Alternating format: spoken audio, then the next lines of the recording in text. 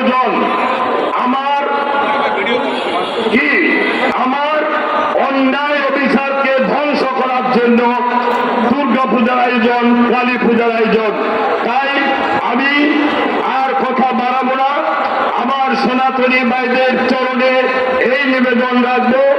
আমরা 8 দফা দাবি আমাদের বর্তমান সরকারের কাছে পেশ করব। অফিসিয়ালি এখানে নয়, অফিসিয়ালি আমরা পেশ করব। সাংগঠনিকভাবে এই দাবি না পূর্ণ হওয়া পর্যন্ত আমি, আমার চিন্ময় প্রভু, আমরা সারা বাংলাদেশ শোষে বেড়াচ্ছি। কিছুদিন আগে কক্সবাজার গিয়েছি, বাংলাদেশের বিভিন্ন জেলায় আমরা এই আন্দোলন চালিয়ে যাচ্ছি। আমরা কাউকে গালিগালাজ করার জন্য নয়, কারো প্রতি বিদ্বেষ পোষণ করার জন্য নয়। আমরা আমাদের ন্যায্য দাবি আদায় এবং আমাদের উৎপীড়ন বন্ধ করা, এটাই আমাদের।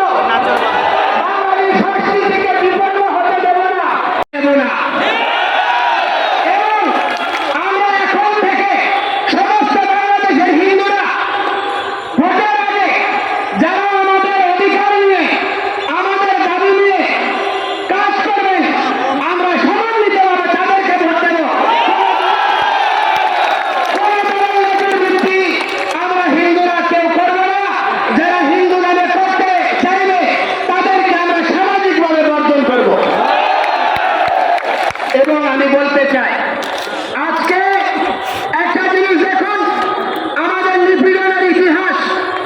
বাংলাদেশের চা শ্রমিকদের যে বেতন, তার চেয়ে কম বেতন হচ্ছে সংস্কৃত টোলের 178 টাকা না 79 টাকা। এই টাকা দিয়ে কি দেশ চলে? এই টাকা দিয়ে পরিবার চলে? অথচ আমাদের সংস্কৃত টোলগুলোকে ধ্বংস করা হয়েছে। কিন্তু পাশাপাশি আমরা এটাকে মন্দ বলবো না, ইসলামিক শিক্ষা ব্যবস্থাগুলো বিকশিত হচ্ছে। মাদ্রাসা শিক্ষাকে মাস্টার্সের সমমান দেওয়া হয়েছে। বৃহত্তর জনগোষ্ঠীকে রাষ্ট্রযন্ত্রে অংশ করা হয়েছে। এটাকে আমরা বিরোধিতা করি না, কিন্তু ওইটাকে সমর্থন করি মানে এই নয় আমি আমার অধিকার পরিত্যাগ করব।